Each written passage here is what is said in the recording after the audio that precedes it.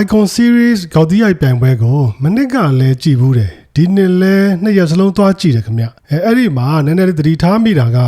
ဒီပြိုင်ပွဲကျင်းပရေးအဖွဲ့ကဒီစီးမြင့်စည်းကမ်းတို့တင်းတင်းကြပ်ကြပ်တွေတော်တော်လှုပ်လာတာကိုတွေ့ရတယ်ခင်ဗျအဲ့ဒီမှာထူးခြားတာကဒီလာချေးတဲ့ပေးတဲ့တယောက်ကိုတဲ့ဒီဘောလုံးအင်ကြီးဂျာစီနှစ်ထည်ပဲတည်ရမယ်ဆိုတဲ့စီးကမ်းပါတယ်ဗျကျွန်တော်ပြိုင်ပွဲကိုကြည့်နေရင်လည်းမှဘာကြောင့်ဒီစီးကမ်းကိုချမှတ်ထားလဲဆိုတာကိုသွားပြီးတော့သတိထားမိတယ်ခင်ဗျဘောလုံးဂျာစီနှစ်ထည်ပဲယူရမယ်ဆိုတဲ့စီးကမ်းအတိုင်းပြိုင်ပွဲဝင်ပေါက်မှာတေးသေးချာချာတင်းတင်းကြပ်ကြပ်စစ်ပင်မယ်လဲဒီလမ်းပတ်လိုက်ထိုးတဲ့လူတွေရဲ့လက်ထဲမှာတော့ဘောလုံးဂျာစီကအနည်းဆုံး9တယ်တချို့ဆို10တယ်လောက်ထိတွေ့ရတယ်ခင်ဗျအခုလိုမျိုးအိတ်ထဲမှာဆိုတချို့ဆိုရင်ဒီဘောလုံးဒီ club တင်းတွေရဲ့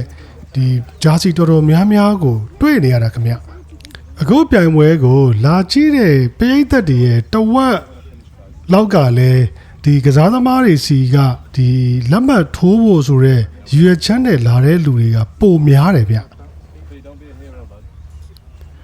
ဘာကြောင့်ဒီကစားသမားတွေရဲ့လက်မှတ်ကိုအသေးအတန်လိုက်ထိုးနေရလဲဆိုတာကိုဒီပြိုင်ပွဲလာကြည့်တယ်တချို့ပရိသတ်တွေနဲ့စကားပြောကြည့်တဲ့အခါမှာ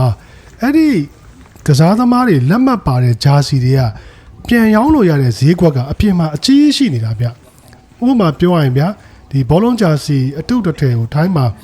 ဘတ်300 400လောက်ပေးရတယ်ပေါ့နော်အဲ့ဒီဘတ်300 400တဲ့အင်ကြီးကိုကစားသမားကလက်မှတ်ထိုးလိုက်တာနဲ့အဲ့ဒီအင်ကြီးကိုအပြင်မှာဘတ်3000လောက်အနည်းဆုံးပြန်ရောင်းလို့ရတယ်ပြီးတော့အဲ့မှာကျွန်တော်ဒီကစားသမားတွေအခုလာတဲ့ကစားသမားတွေဗျဘဲမှာတချို့ကစားသမားတွေကလက်မှတ်ကိုအများကြီးမထိုးပေးဘူး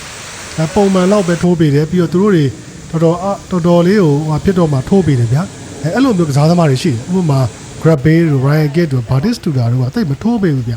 အဲ့ဒီကစားသမားတွေပါတဲ့လက်မှတ်ပါတဲ့အင်ကြီးဆိုရင်အပြင်မှာဘတ်9000လောက်ထိပေါက်တယ်သူအဲ့ဒါကြောင့်သူတို့ကဒါကိုတခုစီးပွားရေးသဘောမျိုးဗျလုံချင်တဲ့အတွက်ကြောင့်ဒီလက်မှတ်တွေကိုအသေးအတန်တွေလိုက်ယူနေကြတာဗျဒါကတော့2026 Icon Series မှာကျွန်တော်ကြုံတွေ့ခဲ့တဲ့အတွေ့အကြုံလေးတွေကတစ်ခုဖြစ်ပါတယ်ခင်ဗျအခုလိုမျိုးစီစဉ်တွေကိုပုံမှန်ကြည့်ရှုနိုင်အောင်လို့ကျွန်တော်ရဲ့ TikTok နဲ့ YouTube Channel လေးကိုလည်း Like and Subscribe လေးလုပ်ပေးကြပါဦးခင်ဗျအားလုံးကိုကျေးဇူးထူးတင်ပါတယ်ခင်ဗျ